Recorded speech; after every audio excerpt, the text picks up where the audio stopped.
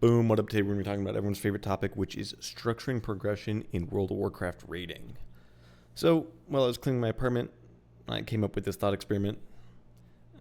If you were a raid leader starting pre-nerf Fyrakk progression right now, not the super pre-nerf version that Liquid and Echo killed, but something that Hall of Fame guilds killed, how would you structure your progression? Knowing sort of everything we know now about how the boss works and strategies, what would you do in order to make this as smooth and quick as possible? Now, you can imagine you don't have to deal with the social context of raiding. You have 20 automatons who will occasionally make mistakes like a human would, so they're not going to play flawlessly, but they're not going to actively sabotage you or go behind your back or form cliques or quit the game in the middle of the raid. If you tell them, stop padding on ads, they will focus on whatever target you ask them to. If you ask someone to use a cooldown, they're going to use it at that spot instead of holding it for some other place that makes their damage look better or something like that. So with that in mind, what would we do to make raiding easier? And I've pulled up our progression raid plan in order to illustrate my point.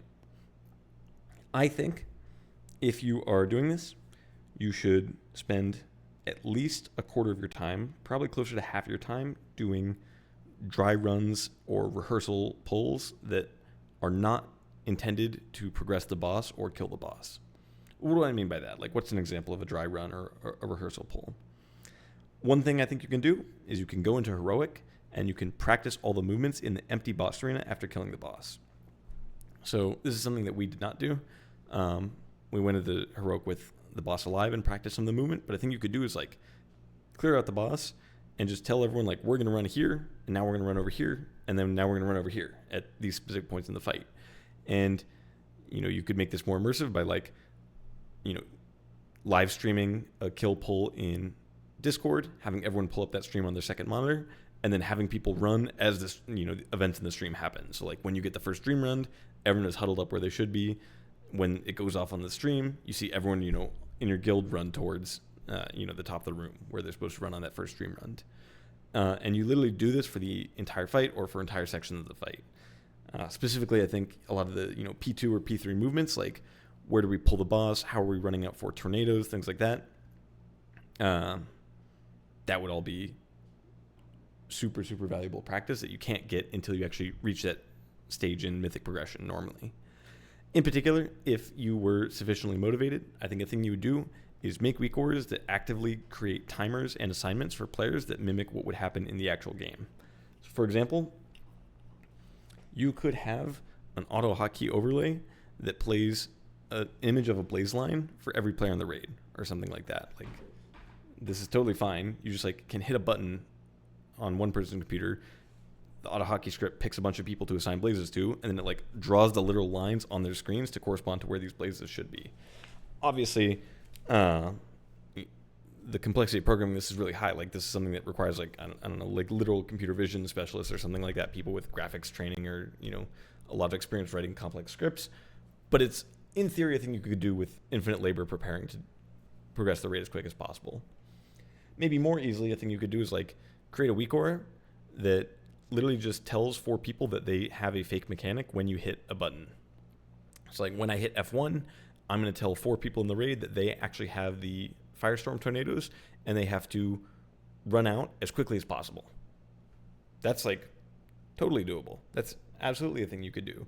And it would be valuable practice that you are really never going to get elsewhere. And then you can get things you call stop when the mechanic is supposed to expire. You see where those players are, and then you say look, this person is a paladin, they were too far off, they didn't hit horse, they dropped their tornado in a bad spot, we all make fun of them and laugh at them. You can replicate all of the not all, but you could replicate a lot of the failure cases that happen during real progression with simulated mechanics. You could even have a target dummy, or maybe there's some mobile target dummy toy that I'm not aware about to mimic where the boss would be and have people pretend to do the rotation until you assign them with a fake mechanic, at which point they have to go run out. This is just all insanely valuable to do.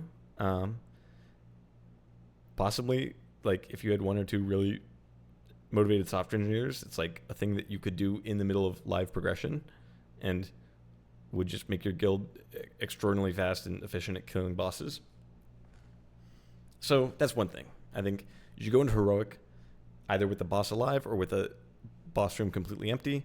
You just like practice doing the mechanics in really dumb ways over and over so that people are extremely confident in where they should be and what cooldowns they should be hitting at certain points in the fight. Like the worst thing that happens in progression is that you reach a new best point in the fight and people are running around like fucking idiots because they haven't done enough preparation, or they're nervous, or they're not sure what they're supposed to be doing or where they're supposed to be standing. The thing you want is that you reach a new phase, everyone knows exactly what to do and where to go. They know how much damage things are going to deal. They know how much time they have on certain timings. But the way that most guilds practice is they just like hope that people will expect things correctly and sort of know what to do by the time you get somewhere, which is like just not how you practice any other skill in any other facet of life. You know, if you're practicing for a piano recital, imagine telling your piano teacher like, hey, there's this really difficult piece I'm going to play at this recital. I'm just going to start at the very first measure and I'm going to keep playing until I make a mistake, and then I'll repeat. And then I'm going to do that probably like 400 times until I know how to play the piece perfectly. Your piano teacher would say like, what the fuck are you talking about? This is a completely insane way to do it, when you could like break the piece up into chunks, or you could play one hand and then play the other hand and then mix the two once you feel confident in the movement of both.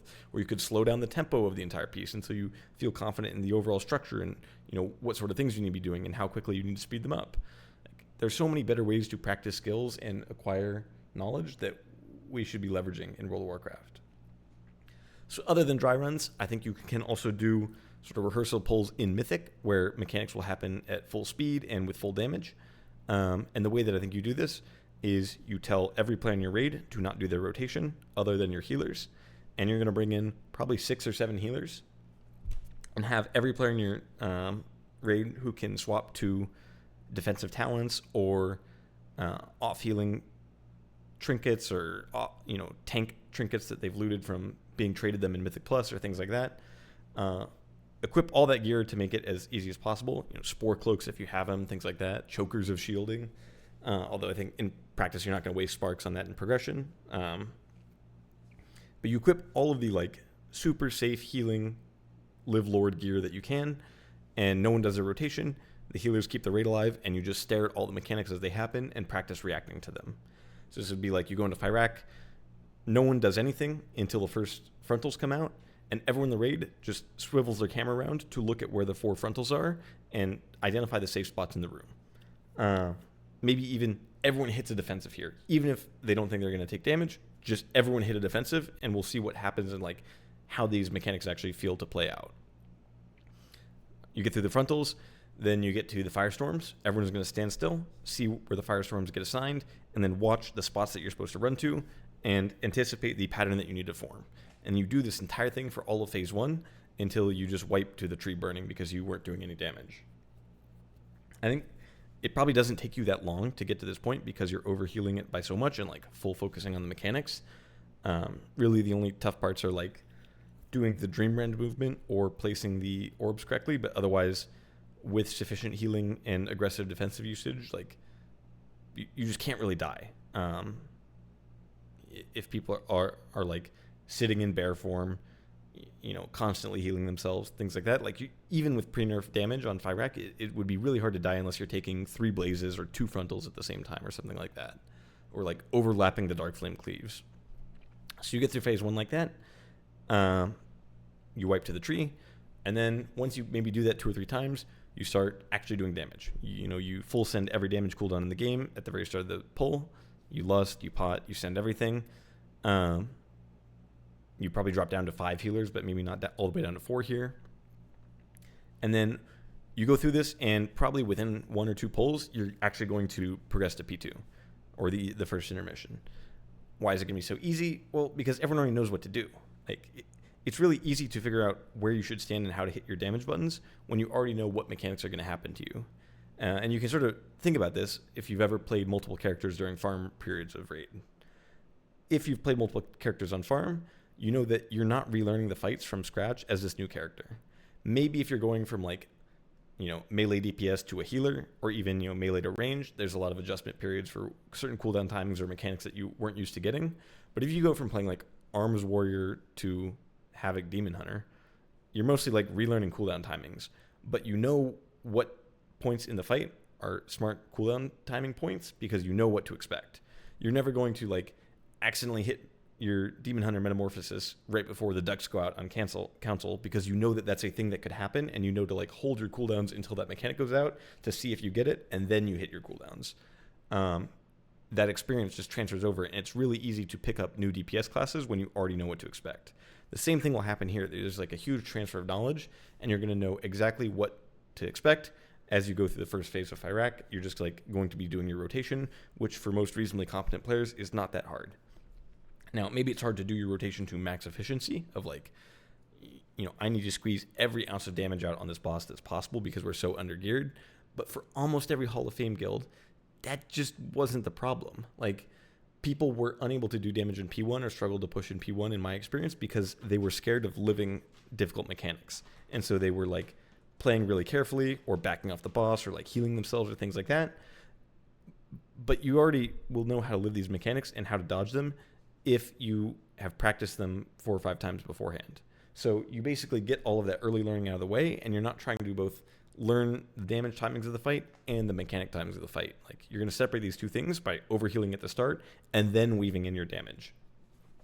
So you clear P1, you get the boss down to 70%, push him, maybe not at the perfect time, but you push him before the pseudo enrage happens. And then once the intermission starts, you do the exact same thing as you did in P1. Everyone goes hands off the keyboard, and you turn around, you like pan your cameras, you stare at the orbs, and you count exactly which orb you are. And like, I think people should literally be counting out loud to themselves, not queuing their mics in Discord, but just like count red 1, blue 1, red 2, blue 2. Oh, there's red 3, that's me. I'm going to go soak this. Like, literally count out everything that you see, make sure it's as smooth as possible, and then wipe to the shield expiring. You get to that intermission 3 or 4 times, you sort out any weak aura problems, and all of a sudden, you're never missing intermissions to people forgetting to count their balls ever again, because you've ingrained the habit of doing the mechanic correctly from the very beginning. There's never anything like, I never got this mechanic in a challenging way, so I never learned to do it the proper way for our first 50 pulls of progression or something, and then I'm going to wipe the raid on pull 78 because all of a sudden I have to do it in a difficult way. Like, no, everyone's going to practice doing this thing exactly correctly, counting the balls, panning their camera from the very start, and then we're never going to have problems again because everyone knows what to do. There's a limit to how far you can go in this. Like, obviously, this strategy for practicing P3 is less effective because you have to get through 5 or 6 minutes of fight time before you even reach that point. And even if you're reasonably practiced on the fight, like, it's still possible to wipe and die on Fyrakk even when you know what to do. So it's not like this is a perfectly foolproof plan, but certainly for the first 2 or 3 minutes of the fight, it should be very easy to practice in Mythic at full game speed, but simply by focusing on the mechanics over doing any damage whatsoever. Now, I mentioned that I had my guild's raid plan up, partially because it's something to look at, but also because we did this exact strategy for the Mythic ads in P2. We went into Heroic, and we probably took 8 to 10 pulls, resetting the boss, literally just having everyone stand in their positions, ignoring damage on the ads, going through the knock rotation manually. It's hard. Like, this is a very tightly orchestrated sequence. It's way easier to have people learn all of the edge cases and ways that things could go wrong in Heroic, where you're not wiping the raid after maybe hours of tough progress. We were able to go through this very quickly, get all the kinks sorted out within 20 or 30 minutes, and then we were just pretty practiced at this phase by the time that it came to do it in Mythic. You learn things like, if you are a shaman knocking with Thunderstorm is a really bad knock that is not directional, so it just knocks away from your character wherever your character's pointing. You draw a line between your character and the mob for every mob around you, and it just knocks in that direction. And you realize if I stand here, I'm going to knock this one mob all the way over here and this other mob towards the group. So I need to stand in between 2 of them and knock them kind of close enough to get to within the DK grip range, and then you're good. Things like that. Things like, how do I activate my belt? Things like, how do I back up someone who used their knock already or who's dead? Things like, how do we not knock the ads on the edge to not break the hunter trap? Do we need to change the grips we're using? Do we need to change the knock order or the abilities? Things like that. We only did this for the P2 ads. We probably should have done it for the P3 movement, because in P3, that everyone in the raid is going to stand in one spot, and then you're all going to move to one spot, and then you're all going to move to another spot, and so on and so forth. And it's like a very, very, very scripted rehearsal that is just dead easy to practice in Heroic. You can do this 5 times in Heroic, and you probably save like 50 or 60 pulls off of actual progression, because you're never going to have the early Mythic wipes where like someone blazes the first seed instantly because they don't know what's going on, or like someone is standing off to the complete edge of the raid. Those wipes are like extremely demotivating and hard to deal with in real Mythic progression, because you're spending hours of real time to get to this point where someone makes a really basic mistake. Someone thinks like, oh, we should be standing to the right of the boss when really you should be standing to the left of it, and they wipe the raid because their blaze is in a terrible spot. It's like, well, that's a like very easy mistake that you could have sorted out with 6 minutes of progression time in Heroic. You like do the Heroic dry run, you look at the Warcraft logs replay and see that one idiot is standing on the wrong side of the boss. You say like, don't ever stand there, and then you never have that problem again.